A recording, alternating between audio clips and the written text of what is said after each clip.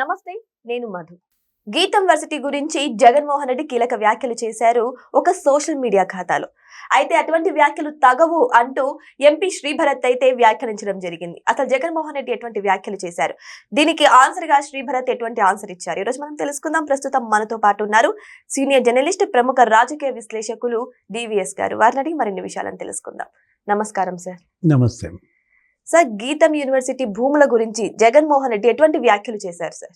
గీతం యూనివర్సిటీ అంటే Gandhi institute of technology and management. అంటే గాంధీ ఆదర్శాల మేరకు పెట్టుకున్నటువంటి విద్యా సంస్థ. ఎంవివిఎస్ మూర్తి గారు అక్కడ ఒక పెద్ద మహాత్మా గాంధీ లైబ్రరీ ఒకటి ఉంటుంది, గాంధీ లిటరేచర్ అంతా ఉంటుంది. అంటే 46 ఏళ్ల క్రితం పెట్టారు 3 రాష్ట్రాల్లో, కర్ణాటక, లేకపోతే తెలంగాణ, ఆంధ్రప్రదేశ్. దగ్గర 10-15 వేల మంది విద్యార్థులు ప్రతి సంవత్సరం. ఇప్పటికి 1,00,000 మంది బయటకు వచ్చి ఉంటారు. అత్యున్నత విద్యా సంస్థ వాళ్ళ ఉత్తరాంధ్రలో, మరి విశాఖపట్నంలో ఎంతమందికి ఉపాధి కల్పిస్తుంది. ఇప్పుడు వాళ్ళు ఏదైనా తప్పు చేస్తే నిలదీయండి. ఇప్పుడు తెలంగాణలో వాళ్ళు ఏదో కరెంటు బాకీలు ఉన్నాయన్నారు, కరెంటు బాకీలు కట్టమని ఒత్తిడి చేశారు, వాళ్ళు కట్టుకుంటారు, అది వేరే విషయం. ఇట్లా ఇవేమన్నా ఉంటే మీరు నిలదీయాలి. కానీ ఇప్పుడు వాళ్ళకి ఆ 54 ఎకరాల భూములు గత ప్రభుత్వం ఇచ్చింది, జగన్మోహన్ రెడ్డి ఆపాడు, రద్దు చేయించాడు. నీ క్యాండిడేట్ని ఓడించారు అక్కడ ప్రజలు, ఆయన గెలిపించారు. అంటే ప్రజా తీర్పు ఎవరికి ఆమోదం? గీతం వర్సిటీ చైర్మన్ని అక్కడ ఎంపీగా గెలిపించుకున్నారంటే ప్రజలందరూ శ్రీభరత్ని ఎందుకు గెలిపించుకున్నారు? గీతం చేసిన సేవలకే కదా. అంటే విద్యా సేవలు చేసినటువంటి సంస్థకి 54 ఎకరాలు ఉచితంగా ఏమి ఇవ్వటంలా. అక్కడ జీవీఎంసీ తీర్మానం ఏదో చేసిందమ్మా, అది గతంలో ఇచ్చిన భూములు రద్దు చేశారు జగన్మోహన్ రెడ్డి, వాటిని పునరుద్ధరిస్తున్నారు, ప్రజా తీర్పు ప్రకారం చేస్తున్నారు. బాధితులు వాళ్ళు. అవును, జగన్ బాధితులు. ఇవాళ ఇది బాధితుల ప్రభుత్వం, బాధితులకు జరుగుతున్న న్యాయం. ఆయన ఉన్నారు, రిటైర్డ్ ఐఏఎస్ ఈఏఎస్ శర్మ గారు, లేఖలు రాస్తారు. జగన్మోహన్ రెడ్డి 5 ఏళ్లలో ఆయన ఏనాడు ఒక లేఖ రాయల. ఋషికొండ మరి ప్యాలెస్ విధ్వంసం అక్కడ కొట్టేసి అక్కడ మొత్తం పర్యావరణాన్ని విధ్వంసం చేస్తే ఏమయ్యారు ఈ శర్మ గారు? అక్కడ మరి 45,000 ఎకరాలు భూ కబ్జాలకు పాల్పడ్డారు.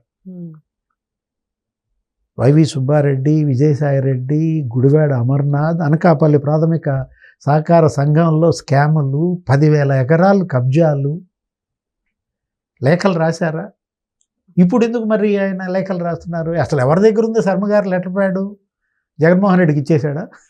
ఆయన సంతకాలు పెట్టి ఖాళీ లెటర్ ప్యాడ్లు ఇచ్చారా? ఇప్పుడు గీతం యూనివర్సిటీ ఇవాళ ప్రజలు ఏం కోరుకుంటున్నారు? దానికి ఇవ్వద్దని కోరుకుంటున్నారా, ఇవ్వమని కోరుకుంటున్నారా? ఇవ్వాలని కోరుకుంటారు. ఎందుకంటే అది విద్యను అందిస్తుంది సార్. ఎంతో మంది విద్యార్థులు అక్కడ ఉంటారు. సో ఇంతమంది విద్యార్థులకు విద్యను అందిస్తున్న యూనివర్సిటీకి భూములు ఇవ్వడంలో తప్పేముంది సార్? మరి జగన్మోహన్ రెడ్డి ఎందుకు సార్ ఇంత ఆపోజిట్ అవుతున్నారు గీతం యూనివర్సిటీకి? ఉత్తరాంధ్రలో 32 సీట్లు ఉంటాయమ్మా.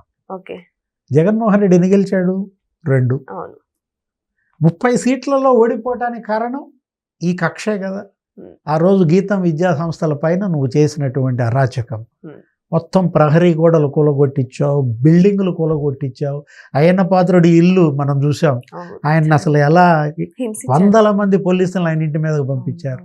చింతకాయల విజయ్ 5 ఏళ్ల పాప, 4 ఏళ్ల పాపని, ఆ అమ్మాయిని చిన్న పసిబిడ్డను వేధించారు, మీ నాన్న ఎక్కడ అని చెప్పి.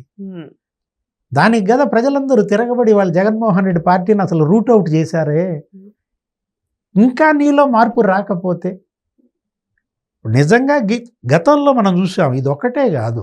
ఏది జైతీపురం కృష్ణా జిల్లాలో అక్కడ మామూలుగా ఎంబీటీ వాళ్ళదేదో ఒక సంస్థ ఉంటుంది, ఇది భరత్ వాళ్ళ నాన్నాళ్ళు పెట్టుకున్నటువంటిది. దానికి రాజశేఖర రెడ్డి హయాంలో భూములు ఇచ్చారు, కిరణ్ కుమార్ రెడ్డి ఆమోదించాడు.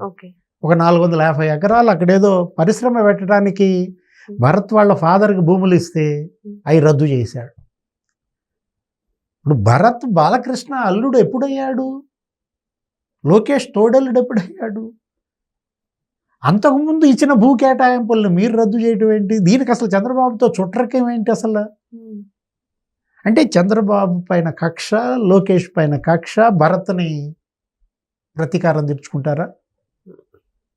ఇప్పుడు ఒకటి ఏది ఇవాళ అతను స్టేట్మెంట్ ఇచ్చారు, మీరే చెప్పారు ఇంట్రోలో, శ్రీ భరత్ ఏదో స్టేట్మెంట్ ఇచ్చాడు, నాకు ఉచితంగా అవసరం లేదు, ఆ డబ్బు ఎంతో చెప్తే మేము కట్టుకుంటాం.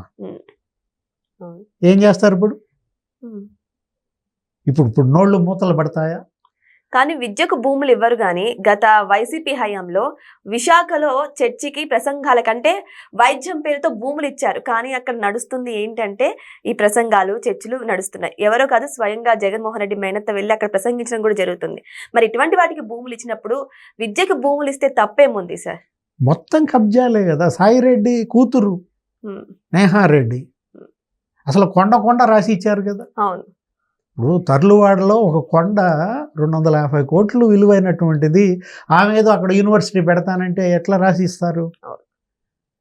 హైకోర్టు మొన్న అక్షంతలు వేసింది, మొత్తం కూలగొట్టమంది. అక్కడేంటి ఆ సిఆర్జెడ్ నిబంధనలు ఉల్లంఘించి బీచ్లో కట్టుబడులు చేశారు. నేహారెడ్డి కట్టిన కట్టుబడులు కూల్చేసి పునాదులతో సహా పెకిలించేసి ఆ డబ్బు వాళ్ళ దగ్గర వసూలు చేయమని కట్టారు. అంటే ఇప్పుడు ఇవాళ ప్రజలు మర్చిపోతారా ఇవన్నీ కూడా? ఋషికొండని నువ్వు ఆ రోజు ధ్వంసం చేసావే, ఏమైంది ఆ ప్యాలెస్? ఎవరన్నా ఉండటానికి ఉపయోగం ఉందా? 500 కోట్ల రూపాయలు. అంటే ఒక నిరర్ధక ఆస్తి నువ్వు సృష్టించింది. ఇది గీతం వేలాది మంది విద్యార్థులు, మరి 1,00,000 మంది బయటకు వచ్చారంటే మానవ వనరులు ఇవాళ స్కిల్డ్. అంటే ఇతను ఏం చేస్తున్నాడు అసలు? ఈ కక్షలు, ఈ పగలు వదులుకోడా? అంటే మళ్ళా పగ ప్రతీకారమే నన్ను మళ్ళా బతికిస్తుంది అనుకుంటున్నాడా? ఇప్పుడు శ్రీ భరత్ నాకు అసలు ఊరికే అవసరం లేదు, నేను కొనుక్కుంటాను అన్నాడు. అది మళ్ళా 5,000 కోట్ల ఆస్తి అంటారు. 1,500 కోట్ల విలువైన ఆస్తి అంటాడు శర్మ గారు. అసలు అది మొత్తం చూసుకున్నా కానీ 1000 కోట్లు కూడా ఉండదు. అది రేట్ ఎంతో చెప్పండి, నేను కొనుక్కుంటానన్నాడు. చెప్తాడా జగన్మోహన్ రెడ్డి? సో ఏదేమైనా సరే ఇప్పుడు శ్రీ భరత్ ఇచ్చినటువంటి వ్యాఖ్యలు మాత్రం దుమారం రేపుతున్నాయి. మరి జగన్ దీనికి కౌంటర్ ఇస్తారా, లేదంటే చేసేది తప్పు అని సమర్థించుకుంటారా? వెయిట్ చేసి చూడాల్సిందే. Thank you so much. Thank you sir. నమస్తే.